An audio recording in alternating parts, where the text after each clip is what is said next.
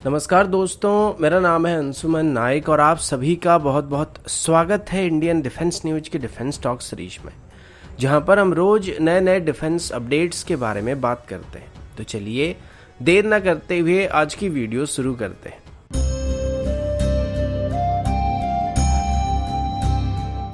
आज की पहली अपडेट सॉफ्टवेयर डिफाइंड रेडियोज को लेके। आप सब जानते हैं कि अभी पुराने रेडियो सिस्टम को या कम्युनिकेशन सिस्टम को नए डिजिटल सॉफ्टवेयर डिफाइंड रेडियोज के द्वारा रिप्लेस किया जा रहा है। और सिर्फ आर्मी ही नहीं बल्कि इंडियन एयरफोर्स और इंडियन नेवी की भी कम्युनिकेशन सिस्टम को सॉफ्टवेयर डिफाइंड रेडियो से रिप्लेस किया जा रहा है, जो कि बेहतर सिक्योर कम्युनिकेशन सिस्टम को मेंटेन करने में मदद करने वाले हैं और इसे आसानी से दुश्मन जैम नहीं कर सकता या फिर हमारे सिग्नल्स को इंटरप्ट नहीं कर सकता है।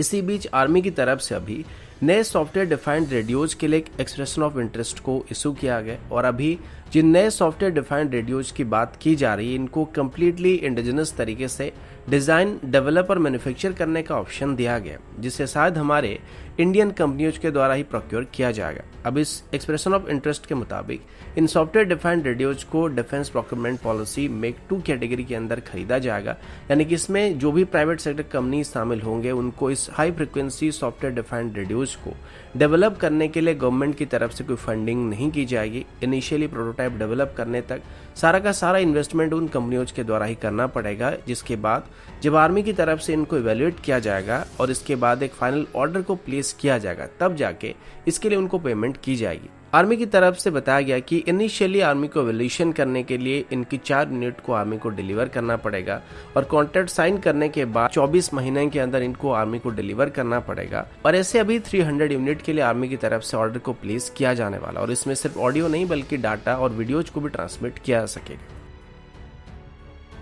अगला अपडेट इंडियन नेवी की तरफ से है। अक्टूबर 2018 में इंडियन नेवी की तरफ से जीआरएसी के साथ एक कॉन्ट्रैक्ट को साइन किया गया था, जिसमें नेवी के लिए 4 सर्वे वेसल को बनाने का प्लान किया गया था। इन शिप्स को कम्प्लीटली इंडिजिनस तरीके से डिजाइन और डेवलप करने का फैसला किया गया था और इसको बनाने के वक्त इसमें कम से कम 80% इंडियन सिस्टम की इस्तेमाल होने की बात की गई थी। उसके बाद इसी क्लास की पहली वेसल को पिछले साल दिसंबर में जीआरएसी की तरफ से लॉन्च किया गया था, जिसका नाम आईएनएस संधायक था। और अभी मिली कुछ रिपोर्ट के मुताबिक आज जीआरएसी की तरफ से इसी क्लास की एक और वेसल आईएनएस निर्देशक को भी लॉन्च कर दिया गया। अब जैसे कि ये इंडियन नेवी की सर्वे वेसल्स होने वाले, तो इनको आगे चल के अलग अलग ओशनोग्राफिक सर्वे करने के लिए, स्टडी करने के लिए इस्तेमाल किया जाएगा और इस वजह से अभी इन वेसल्स में मॉडर्न हाइड्रोग्राफिक इक्विपमेंट को इंस्टॉल किया जा रहा है। इन वेसल की स्टैंडर्ड डिस्प्लेसमेंट लगभग 3400 टन के आसपास होने वाली है और इसमें एक बार में 235 क्रू मेंबर सफर कर पाएंगे। इन वेसल्स की जो हल सेक्शन है, इसको बनाने के लिए कम्प्लीटली इंडियन मेड स्टील का इस्तेमाल किया गया, जिनको स्टील अथॉरिटी इंडिया की तरफ से सप्लाई किया गया है। ये वेसल नॉर्मली 14 नॉट की रफ्तार में क्रूज कर सकते हैं और मैक्सिमम 18 नॉट की रफ्तार को हासिल कर सकते हैं।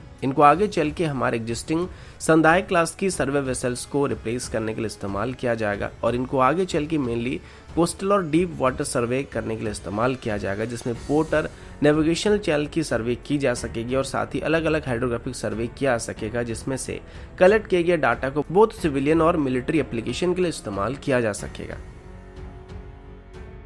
अगला अपडेट जापान की तरफ से है। पहली बार जापान की तरफ से अभी अपनी वेपन्स को 12 अलग अलग कंट्रीज को एक्सपोर्ट करने के लिए क्लियरेंस दिया जा रहा है। वैसे पहले भी जापान अपनी वेपन्स को एक्सपोर्ट कर रहा था, लेकिन ज्यादातर हाईटेक वेपन्स को और फाइटर जेट कैटेगरी की वेपन्स को जापान एक्सपोर्ट नहीं कर रहा था। और अभी जिन 12 कंट्री के लिए जापान अपनी एक्सपोर्ट मार्केट को ओपन करने वाला है, उसमें भारत भी शामिल है। 2014 में जापान की तरफ से एक रिजोल्यूशन को पास किया गया था, जिसमें किसी भी देश को कोई भी हाईटेक इक्विपमेंट को सप्लाई करने पर पाबंदी लगाई गई थी, जो कि जापान के साथ मिलकर उनको डेवलप नहीं कर रहे। यानी कि अगर आप जापान के साथ कोई डिफेंस इक्विपमेंट को जॉइंटली डेवलप कर रहे हैं, तब जाके आप जापान से कोई डिफेंस इक्विपमेंट को हासिल कर सकते हैं। लेकिन अभी इस रेजोल्यूशन में कुछ बदलाव किया जा रहा है और अभी कुछ सिलेक्टेड कंट्रीज को जापान अपनी हाईटेक इक्विपमेंट को एक्सपोर्ट करने के लिए क्लियरेंस देने वाला है। इसमें पहले तो जापान अपनी अलाइड कंट्रीज को हाईटेक इक्विपमेंट को सप्लाई करना चाहता है, जिससे चाइना को काउंटर करने में उनको मदद मिलेगा और जापान को भी मदद मिलेगा और साथ ही उसके अलाइड कंट्रीज को भी मदद मिलेगा।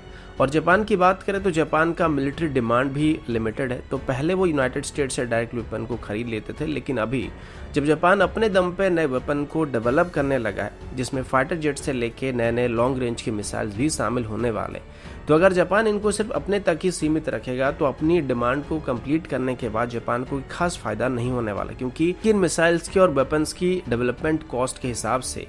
इनकी यूनिट कॉस्ट जो होगा वो ज़्यादा पड़ जाएगा, क्योंकि इनको मास प्रोडक्शन करने में जापान को प्रॉब्लम होने वाली, क्योंकि उनकी डिमांड लिमिटेड रहेगी और इस वजह से वो अभी इसको एक्सपोर्ट करना चाहते हैं, ताकि एक्सपोर्ट ऑर्डर मिलने पर इसकी प्रोडक्शन को स्केल अप किया जा सके और इसको ज़्यादा मात्रा में प्रोड्यूस किया जा सके, जिस वजह से आगे चल के इनकी यूनिट कॉस्ट को रिड्यूस किया जा सकेगा। अगला अपडेट ड्रोन्स को लेके, और अभी अगर हम पिछले 2-3 साल की बात करें तो इन 2-3 सालों में भारत में कई प्राइवेट एमएसएमई कंपनी सामने आ चुके हैं जो कि अभी भारत में ड्रोन्स को बनाना शुरू कर चुके हैं। और 2 साल पहले तक जहां पर इंडियन ड्रोन मार्केट में चाइनीज कंपनियों का कब्जा था, अभी भारत की कंपनी चाइनीज कंपनियों को पीछे छोड़ने लगे हैं।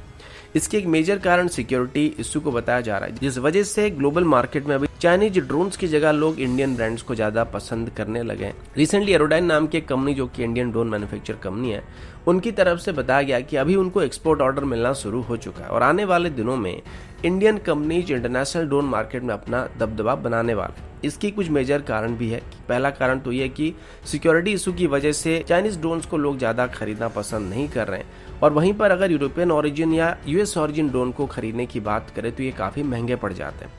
जबकि सेम स्पेसिफिकेशन और सेम परफॉर्मेंस के साथ अगर इंडियन ब्रांड की बात करें तो ये फॉरेन ड्रोन के मुकाबले लगभग 5 गुना से लेकर 8 गुना तक कम कीमत पर मिल सकते हैं। अभी एरोडाइन इंडिया जापान की SCSL के साथ टाइप करके ड्रोन्स को भारत में बनाना शुरू कर चुका है और धीरे धीरे अभी वो इसको एक्सपैंड करने की कोशिश भी कर रहे हैं। भारत में अभी ड्रोन्स के लिए एक सेपरेट बैटरी मैन्युफैक्चरिंग यूनिट को भी एरोडाइन इंडिया की तरफ से बनाया जा रहा है। और इसके बाद एक और ड्रोन मैन्युफैक्चरर गरुड़ा एरोस्पेस की बात करें तो उनको अभी 12,000 ड्रोन्स के लिए ऑर्डर मिल चुका है, जो कि मेनली एग्रीकल्चर कैटेगरी के ड्रोन होने वाला, और इसके लिए mainly Malaysia, south America, Panama और अफ्रीकन कंट्रीज की तरफ से ऑर्डर किया जा रहा है।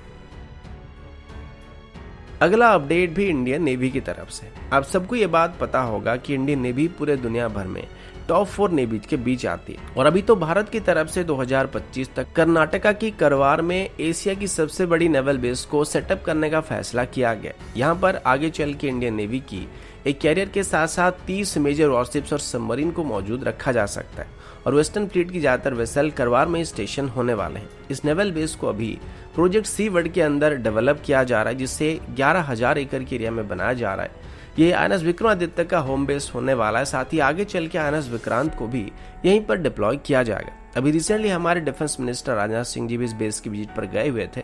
और कल वो एक सबमरीन के विजिट पर भी जाने वाले हैं। अभी नेवल एयर स्टेशन की रनवे को भी एक्सपेंड किया जा रहा है, जिसे आगे चल के मिलिट्री एप्लीकेशन के अलावा सिविलियन एप्लीकेशन के लिए भी ओपन कर दिया जाएगा। साथ ही सेम टाइम पर यहाँ पर मैरीटाइम पेट्रोल एयरक्राफ्ट और इंडियन नेवी की फाइटर जेट्स को भी डिप्लॉय किया जाएगा। तो दोस्तों अभी के लिए इतना ही, मिलता हूँ आपसे अगले वीडियो में, तब तक के लिए जय हिंद, वंदे मातरम।